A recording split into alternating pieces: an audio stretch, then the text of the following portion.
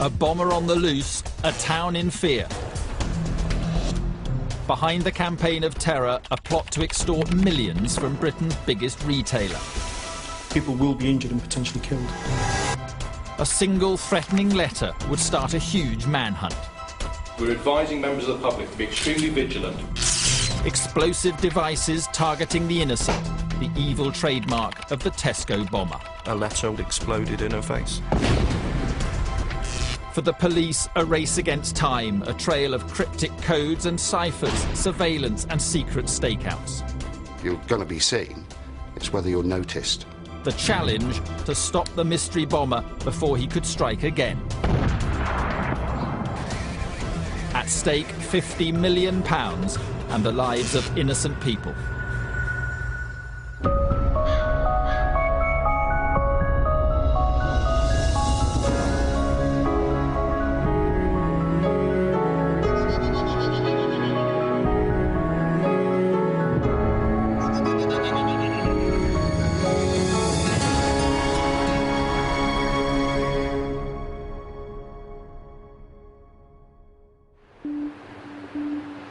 Bournemouth, on England's south coast, magnet for tourists and one of the wealthiest towns in the country.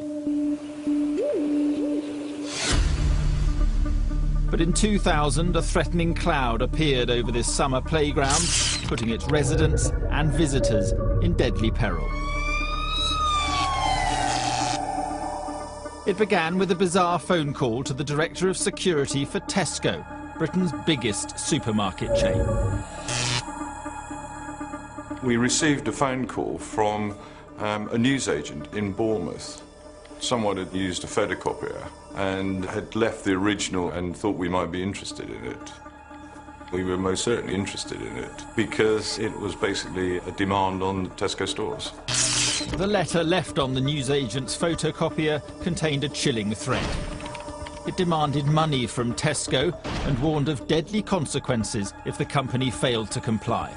The letter made demands with the threats that if Tesco's didn't provide that money, then Tesco's customers would be hurt by bombs being sent through the post to them.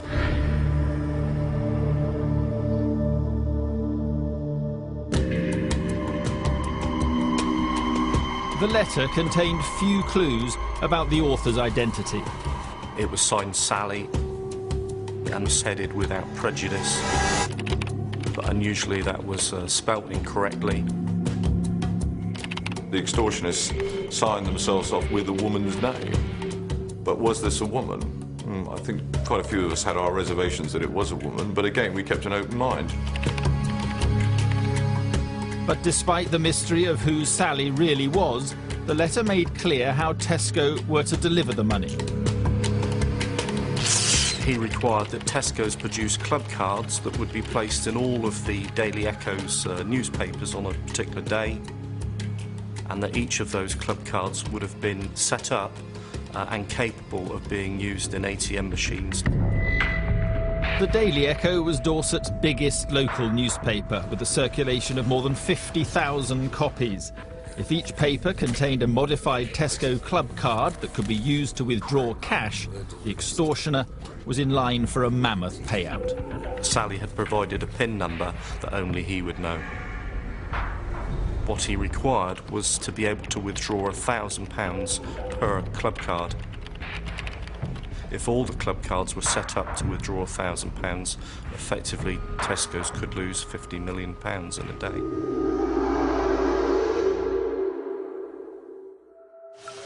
Tesco realised that even if Sally was unable to collect all the cards himself, they still faced the prospect of enormous losses.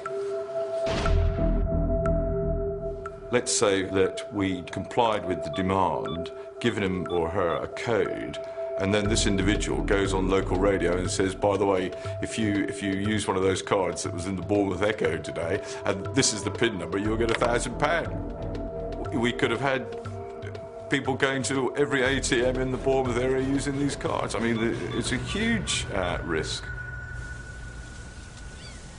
One of the first puzzles for the police was why the extortioner had singled out Tesco. By the summer of 2000, the company was attracting widespread publicity for its booming profits and aggressive expansion. But as officers working on the case soon discovered, it was making enemies as well as headlines. Tesco's is a massive multinational company. They'd had a number of complaints made against them. There were a number of civil litigation type cases against them, and clearly there were a wide range of people that might have a grievance against Tesco's and cause them to try and commit this type of offence. There have been a number of past employees that had been dismissed for misconduct or had left the company with a little bit of a grudge, so they certainly had to be considered as possible suspects.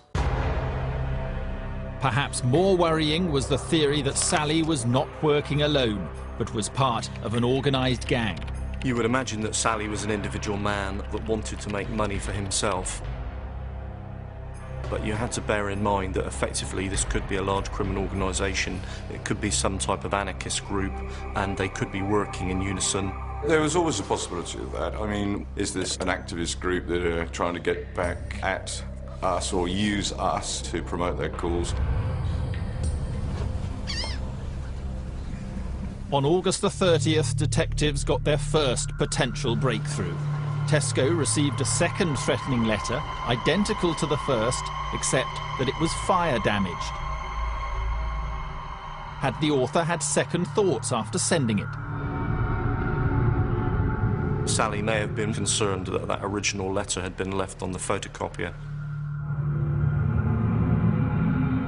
Perhaps he felt that he'd been seen. One of the considerations was that he or she had tried to destroy the letter that they'd posted.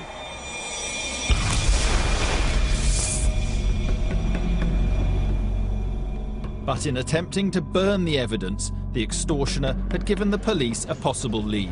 It was really important to me that I located where that fire had occurred, and I presumed it was likely to be in a postbox somewhere in Bournemouth. So we made inquiries and found out that in fact there had been a fire in a postbox at a place called Bradpole Road in Bournemouth. As police went to examine the burned-out postbox, their spirits were high. They now not only had a possible source of forensic clues, it also seemed that Sally had given up his extortion campaign as quickly as he'd started it. But their mood soon changed. Tesco received a third letter, one which upped the stakes. It said small bombs were ready to be sent to its customers' homes. And if demands weren't met, the bombs would get bigger. When Tesco's received the letter at their Ferndown store, quite clearly this was a serious extortion demand. We were very keen to know what we were dealing with here. Did we have an individual who was determined to cause serious harm to Tesco's customers? What was this individual's motivation? Extremely concerning times for us, and some questions that we need to get some answers to. But as Tesco examined the latest letter in detail, they discovered a serious flaw in Sally's plans. £1,000 was what he wanted for any single transaction. It's not possible to get £1,000 worth of notes through the ATM aperture. It won't work. The police didn't want Sally to feel they were ignoring his threats. They felt they had no choice but to contact him and explain the problem with his ATM plan. They would communicate via the Bournemouth Echo, just as the letters demanded. We used an undercover police officer to place an advert in the local paper asking Sally to contact us by way of a phone number, hoping that we could trick him into responding. The first secret message ran in the Echo on the 6th of September.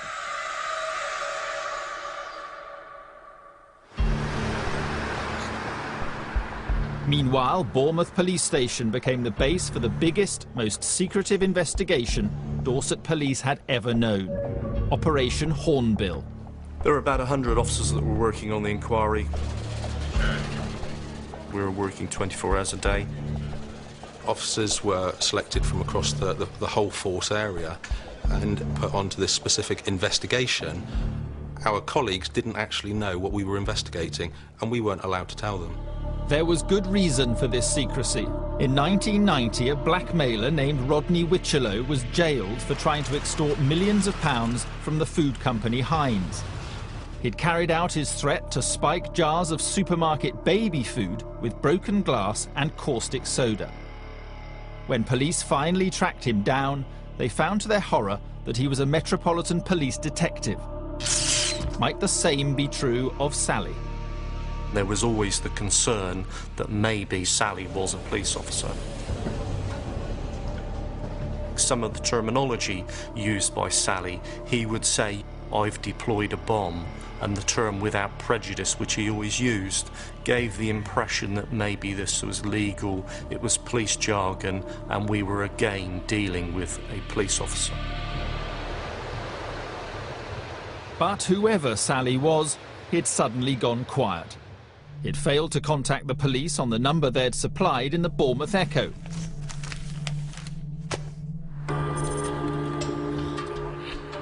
And after another 2 weeks without communication, DSI Phil James called a meeting with colleagues from across the UK.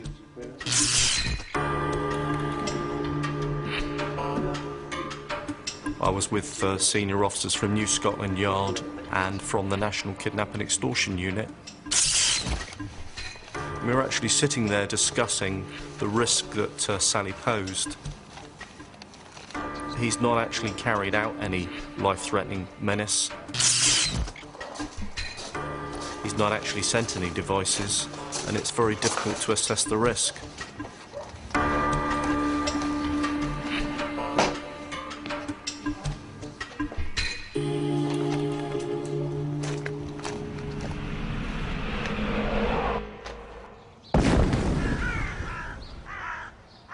There was a knock at the door, and I was told by one of my officers that in fact an incendiary device, a firebomb, had just gone off. The atmosphere of the meeting suddenly changed. Clearly there was a risk, and the threat was very, very real. 3 weeks after the Tesco bomber had written his first extortion demand, he carried out his threat. A device had exploded in a Bournemouth suburb, and police across the county were scrambled to the scene. There had been an explosion at an address in Ferndown.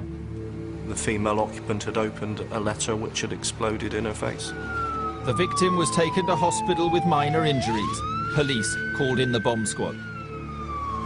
It was quite easy to see that what we had was the remains of a very small amount of incendiary composition. It had been functioning inside a CD cassette case, and that in turn had been inside a jiffy bag of about A5, A4 size. From a technical point of view, this is not a lethal device, but it could have set fire to property and obviously endangering the public. As the squad examined the device, it became clear that Sally was a resourceful bomb maker. The device had been functioning by a party popper. This had been cut down and inserted into the cassette case. A safety pin that was attached to the jiffy bag had possibly been used as the anchor to then pull the party popper as the cassette was removed from the jiffy bag. Once the device was declared safe, police warned the Royal Mail to be on the lookout for suspicious packages. Within hours, they received an emergency call from a nearby sorting office. By the time we arrived, the police had done a good job of evacuating the immediate area, and obviously this was a fairly, major incident. The first priority really was to ascertain that we were dealing with the same level of threat, that we didn't, have devices that were significantly more dangerous. Well aware of the bomber's recent threat to deploy bigger devices, the bomb squad used a portable X-ray machine to scan the 3 packages. Having taken the X-rays and then realised that we were dealing with the same type of device, we came up with a plan. To preserve as much evidence as possible, the squad would defuse the letter bombs by hand. This wasn't a device that had actually, to my knowledge, been seen before. but it followed common principles. We had to separate the party popper string